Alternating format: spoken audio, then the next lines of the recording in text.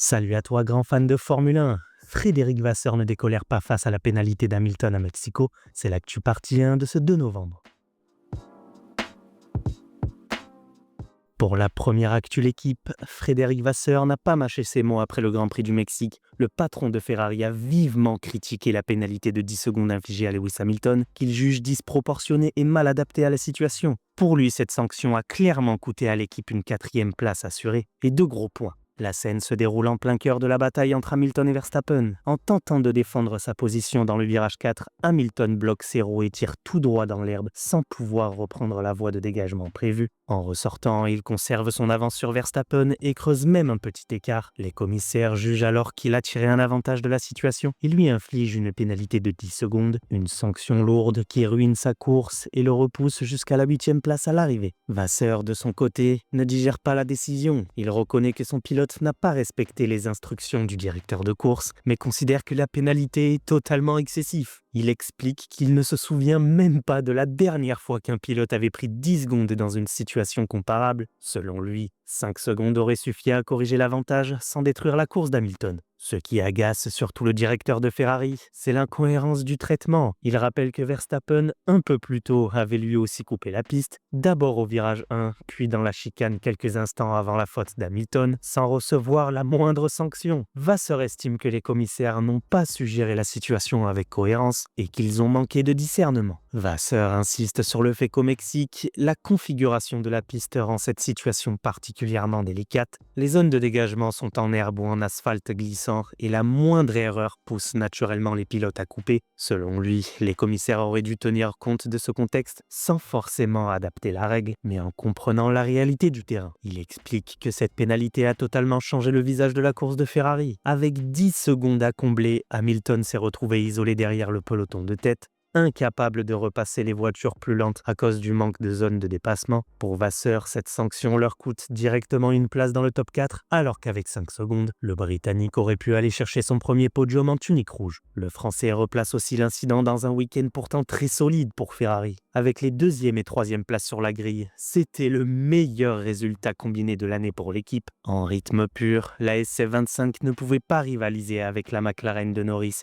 ou la Red Bull de Verstappen, mais la stratégie et la constance des pilotes avaient permis d'ancrer les deux voitures dans le haut du classement. Il souligne la solidité d'un week-end dans son ensemble, notamment la qualité des qualifications et la gestion de course impeccable de Leclerc qui décroche une 2e place méritée. Vasseur avoue ne pas avoir été particulièrement inquiet en fin d'épreuve, même lorsque Verstappen s'est rapproché, convaincu que les dépassements restaient extrêmement difficiles sur ce circuit. Mais malgré ce bilan positif, la frustration reste palpable. Vasseur juge toujours, même après plusieurs jours après l'arrivée, que la pénalité infligée à Hamilton est injuste et disproportionnée. 10 secondes, c'est une sanction extrême qui ne correspond pas à la faute commise. Selon lui, Hamilton ne méritait pas de perdre autant, surtout dans une course où il avait le rythme pour jouer la 4e place. Le directeur préfère néanmoins tourner la page. Il rappelle que Ferrari est dans une bonne dynamique avec 2 podiums consécutifs et une équipe qui fonctionne mieux depuis quelques courses. Il reste prudent en évoquant Sao Paulo où l'année dernière Ferrari avait souffert, mais il assure que l'équipe a beaucoup appris depuis. L'objectif est clair, maintenir la régularité, capitaliser sur cette confiance retrouvée et continuer à aller chercher de gros points.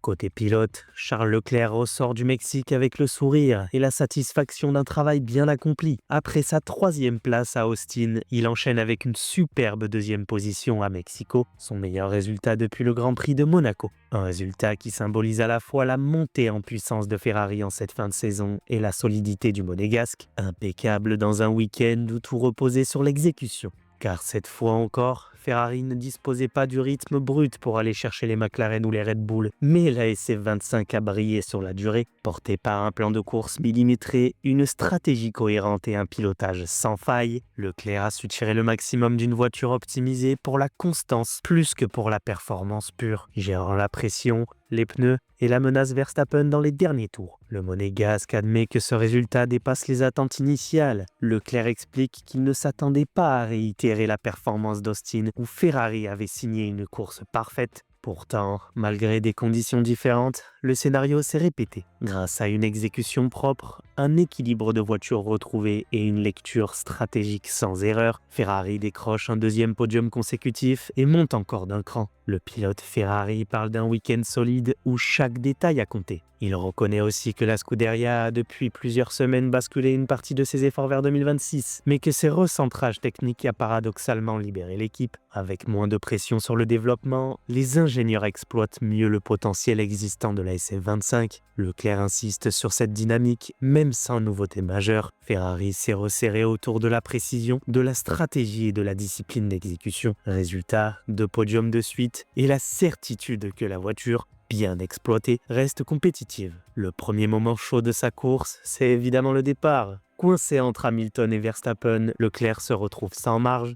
Il raconte que c'est une situation qu'il n'a pas du tout aimée, car il n'avait aucun contrôle sur ce qui allait suivre. En tant que pilote, il ne pouvait qu'espérer que les 2 adversaires lui laissent de la place, mais ce ne fut pas le cas. Quelques instants plus tard, le contact avec la Mercedes est léger, mais suffisant pour le pousser à couper le premier virage à travers l'herbe. L'adhérence y est quasi inexistante, la voiture rebondit, mais il parvient à conserver le contrôle et à éviter les dégâts. Un instant de tension pure, heureusement sans conséquence pour les 3 protagonistes.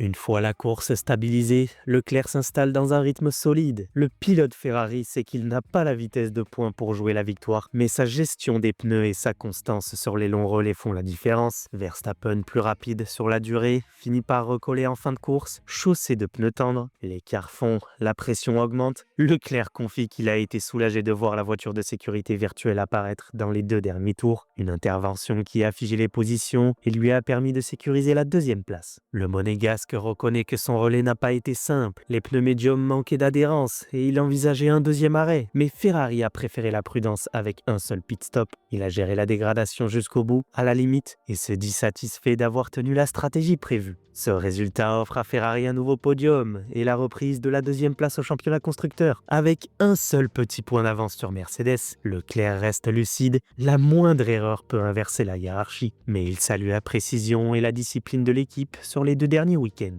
Pour lui, tout repose désormais sur la régularité et l'exécution. Ferrari compense son déficit de rythme par une organisation sans faille où chaque détail compte. Le monégasque souligne que battre Mercedes se jouera à la rigueur, pas à la vitesse. Leclerc conclut avec confiance. Il sait que la voiture n'est pas la plus rapide, mais il sait que l'équipe a retrouvé son efficacité et sa sérénité. 2 podiums consécutifs confirmant que Ferrari sait performer sous pression. Et cette stabilité pourrait bien faire la différence dans la dernière ligne droite. Pour la question du jour les amis, et penses-tu que Ferrari peut aller chercher une victoire avant la fin de la saison ou alors au moins un podium ?